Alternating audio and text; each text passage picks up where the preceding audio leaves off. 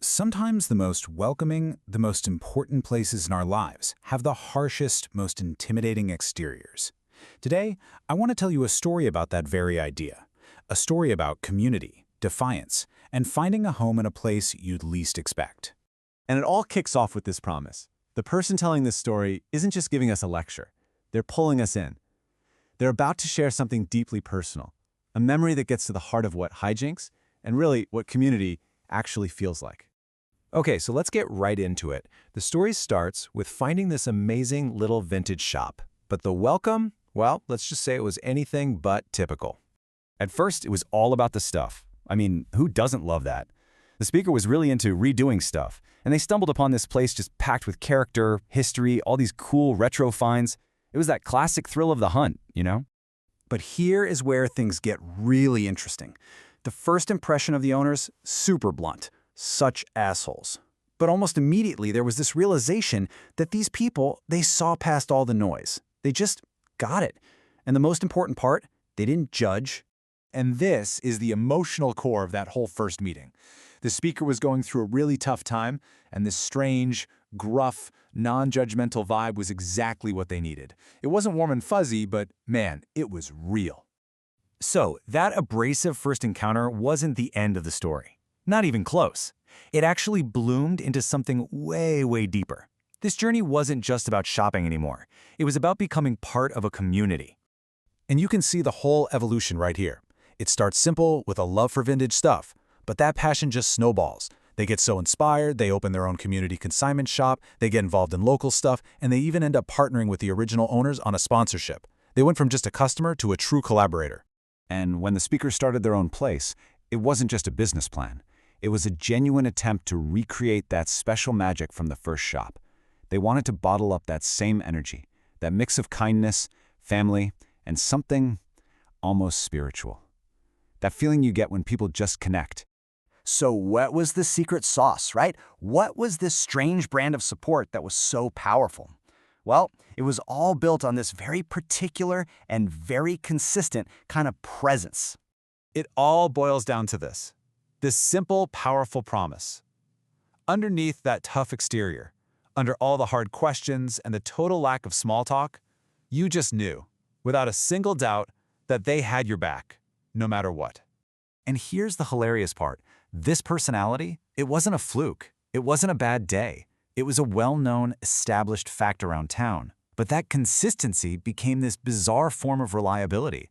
You could always count on them to be exactly who they were. This brings us to this beautiful, kind of mind-bending contradiction. The speaker says the owners accepted them by not accepting me. What on earth does that mean? It means by skipping all the fake smiles and the hollow how are yous, they gave something way more valuable. They accepted the speaker exactly as they were, flaws and all. Okay, so all of this leads us to the core philosophy, the big aha moment that explains everything about this weird and wonderful place. And honestly, it has a fantastic name. Get this, it's called a spite store. The owners literally built this space out of spite. It was an act of defiance. It was their way of creating a safe haven for people, a place built in direct opposition to a world that's often judgmental and unwelcoming, a world full of what they would call the bastards. And this is the motto. This is the fuel for the fire. It's a philosophy of pure resilience. It's about creating something good, not just in spite of all the negativity out there, but because of it. It is a stubborn, beautiful act of rebellion. So, when you strip it all away, the whole purpose of the Spite Store is to be a sanctuary. It's a stable anchor when the world feels chaotic. It's a place where you can just be. No masks, no pretense, while you're trying to navigate everything else life is throwing at you. The whole philosophy is just packed with these amazing contradictions. The store is about everything and nothing, all at once. It's born from this almost selfish need for a space like this to exist. It's about accepting that, yeah, the world has some difficult people in it, and it's about knowing when to pour your heart into something, but also knowing when it's time to step back. It's just deeply, authentically human. All right, so we've heard this incredible story about a grumpy little vintage shop that became this vital community hub, all built on a philosophy of pure defiance. So what's the big idea we should leave with? I think maybe the most powerful thing to come from this is this question right here. It challenges us to look at our own frustrations, our own defiance against the bastards in our own lives, and ask ourselves what positive, what necessary, what radically accepting space can we build, not in spite of that feeling, but because of it. Welcome to this deep dive. Today we are jumping into a raw transcript that explores an unconventional community space called Highjinx. Yeah, it's a really fascinating one today. It really is. So our mission for you listening is basically to figure out this beautiful paradox. Okay, let's unpack this. How does a self-proclaimed spite store, run by what they literally call consistent assholes, end up being a safe haven for people in crisis? Right. What's fascinating here is that first encounter detailed in the source. You know, when the speaker walks into the Somerset location. Yeah, as just a random customer, right? Exactly. Just a customer going through a massive life transition, completely adrift.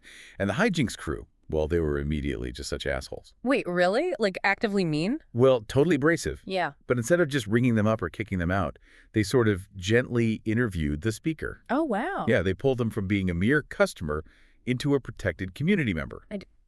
By, ironically, like totally refusing to be superficial. I mean, it kind of makes me think of a cactus, you know? Cactus. Yeah, like it's covered in these prickly defensive spikes on the outside. But inside, it holds life-saving water if you're stuck in a harsh desert. Oh, I like that. Yeah. The crew is basically using that gruff exterior to protect the vulnerable people inside from a world that just wants to drain them. Right, because rejecting toxic positivity is huge here. When you're navigating trauma, forced cheerfulness just feels so fake. Oh, totally. It's exhausting. It demands a performance. So by presenting this raw, consistent, abrasive authenticity, Highjinx provides a genuinely safe harbor. Right. You don't have to pretend you're doing great, because they definitely aren't pretending either. Exactly. Which actually inspired the speaker to take action. They went on to open their own community consignment store called Left Rip So Chic. Left Rip So Chic. I love that name. Right, and they built it with that exact same gritty energy. The transcript notes that Highjinx is fundamentally a spite store. A spike store. Because, as they say, the bastards get you down. Yeah, it's rooted in radically accepting the harshness of the world. But, okay, here's where it gets really interesting for me. I have to push back a little. Can spite actually be a sustainable fuel for community? Sure. Like, isn't anger ultimately just destructive? Normally, yes. But in this context, when spite is shared, it actually becomes this powerful, unifying catalyst. When traditional systems fail you, building an alternative support system just to prove you can survive, it flips the script. So it's transmuting negative emotion into creation. Exactly. Which leads us to the physical labor of all this. The transcript introduces someone named China Doll. Right, the person who believes that when you feed people, that's spiritual. Yes. It shifts everything from philosophical spite to practical care. So what does this all mean for the day-to-day operations? The sources mention this, the used everywhere thing. Yeah, the used everywhere thing. It's how they navigate the uncomfortable space of sales. Right, by leveraging bartering and in-kind sponsorships, right, to support things like the local archives and pride. But how does bartering actually bridge the gap between transactional capitalism and genuine we-have-your-back community care? If we connect this to the bigger picture, it bypasses traditional charity dynamics entirely. How so? Well, normal charity has a hierarchy, right? A savior and a victim. But resource sharing and feeding people this way, it offers dignity. Oh, I see. Because everyone has something to trade or offer. Right. It's not a handout, it's solidarity. That makes so much sense. Sometimes navigating life's difficulties is just best done in these gritty spaces that refuse to sugarcoat reality. Absolutely. Which leaves you, our listener, with a final thought to chew on today. If an abrasive, spite-driven space can offer more profound support than a polished, traditionally welcoming environment, what does that reveal about our society's obsession with forced politeness over genuine connection? All right, there we go. So I'm going to tell you a story about what Highjinx means to me, okay? I'm going to try to be, quick and funny about it. But when I first discovered you guys and you were over on Somerset, I was basically just kind of like out there, and I was redoing stuff, and so I fell in love with the place, like just literally from the items in it. But then you were like such assholes, like, and just right off the hop. But what you did was you kind of interviewed me a little bit, and so I felt really like you kind of got it, and you didn't judge where I was at, and I really needed that at that time. But I was also going through a big thing, and I wanted to open up my little shop, and so I was also I had been going all over town to see what other people were doing. And so that's why a big part of Le Fripe C'est Chic became what it was, a community consignment store, because I really wanted the energy that you guys gave off. But that also introduced me to China Doll. But I also got to see like the kindness and the family stuff in that. Like when you feed people, that's spiritual, that's deeper, right? And then I became part of the used everywhere thing, which to me was it was sort of like that uncomfortable place between sales. But what I loved about that was it was about leveraging in-kind sponsorship. And so when I did the Pride thing for the archives, you guys supported that, even though it's like you try not to jump into those things. And so, but I always felt like I was trying to make sure that you knew who I was, because I felt like at any moment I might have to ask you who you were. I might have to ask you to help me out. Well, we had your back. Yeah. Yeah. And without judgment. Yeah, and so... You're not the first nor the last person No. to say that we were assholes. No, exactly. No, that's well known. I mean, that's well publicized at this point. And we've been consistent assholes for all these years. And really, it's being a consistent asshole, which is what... Like, that is what I am inherently. Because that's, it's what we go through. Yeah.